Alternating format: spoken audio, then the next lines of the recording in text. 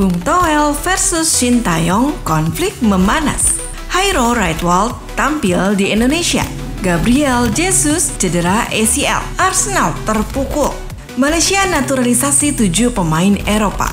Halo football lovers, jangan lupa subscribe dan aktifkan lonceng notifikasi agar kalian selalu jadi yang pertama tahu kabar terbaru dari dunia sepak bola dari kami. Terima kasih.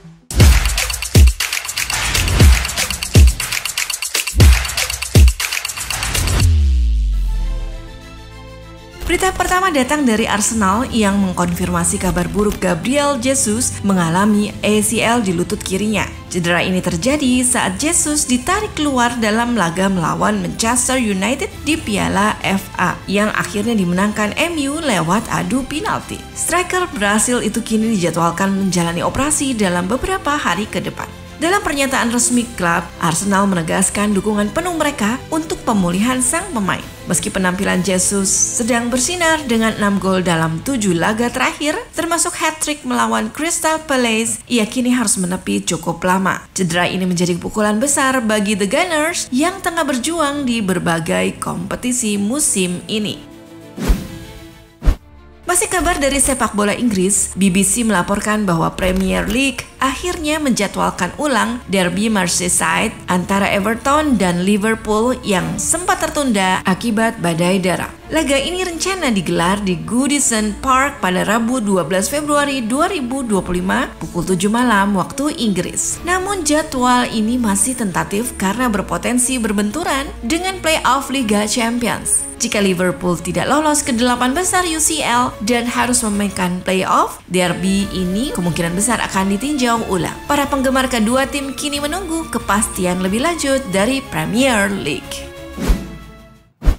Beralih ke kabar sepak bola tanah air. Dalam pertemuan di Jakarta pada 14 Januari 2025, Patrick Kluivert bersama Erick Thohir menyatukan visi bos-bos Liga 1 untuk mendukung pembangunan timnas Indonesia. Sebanyak 17 perwakilan klub hadir dalam diskusi yang menekankan pentingnya kolaborasi antara klub dan federasi. Kluivert menegaskan bahwa mimpi besar hanya dapat tercapai melalui kerja keras dan keyakinan. Dengan pengalaman internasionalnya, pelatih baru timnas ini berharap setiap klub di Liga 1 dapat menjadi fondasi lahirnya pemain berbakat yang mengangkat nama Indonesia di panggung dunia.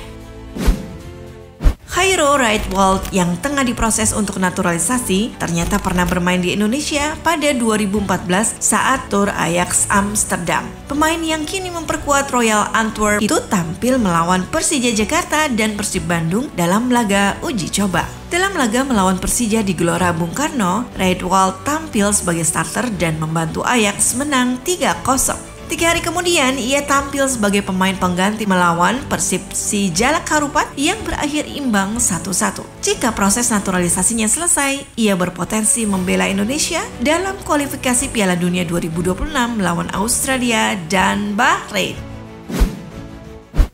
Patrick Kluivert, pelatih baru timnas Indonesia, mengungkapkan kekagumannya pada koreografi megah La Grande Indonesia saat melawan Jepang. Dalam kunjungannya ke Stadion GBK, Kluivert meminta untuk ditunjukkan area tribun tempat koreografi itu biasa dilakukan. Selain terkesan dengan fasilitas stadion, mantan pemain Barcelona ini menyebutkan dukungan luar biasa supporter sebagai motivasi tambahan untuk membawa timnas Indonesia tampil lebih baik. Kluivert berharap dapat menyaksikan langsung koreografi spektakuler itu di pertandingan mendatang.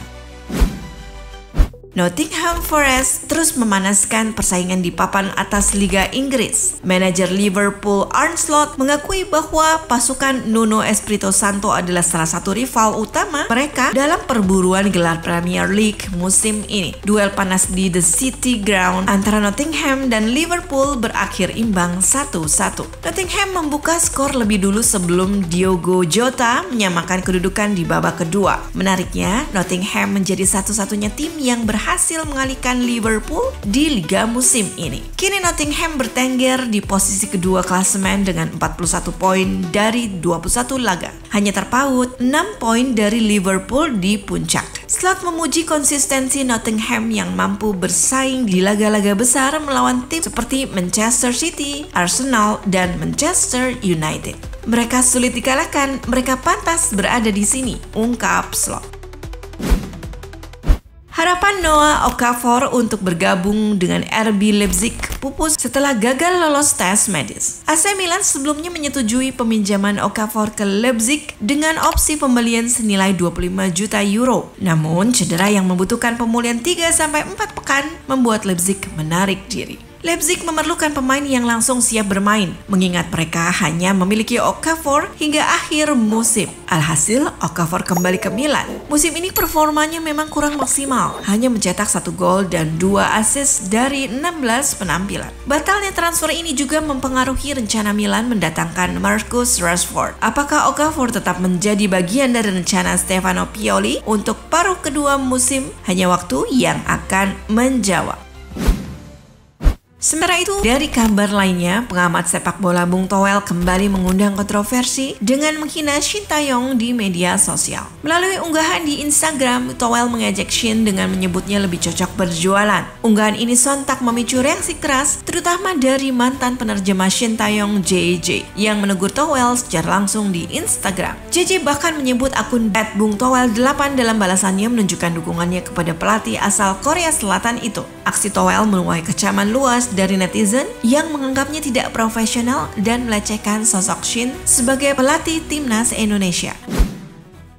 Beralih ke kabar lainnya yang datang dari negeri jiran, Malaysia semakin serius memperkuat tim nasionalnya. Sultan Johor Tunku Ismail mengajukan 7 pemain keturunan dari Eropa untuk dinaturalisasi. Para pemain ini diharapkan segera memperkuat skuad Malaysia dalam kualifikasi Piala Asia 2027. Meski belum mengungkapkan nama-nama pemain tersebut, Tunku Ismail memastikan mereka berasal dari posisi penting. 2 striker, sayap kiri, gelandang serang, gelandang tengah, bek kiri, dan bek tengah. Langkah ini menunjukkan ambisi Malaysia untuk bersaing di level Asia dengan memanfaatkan pemain berkualitas dari diaspora mereka.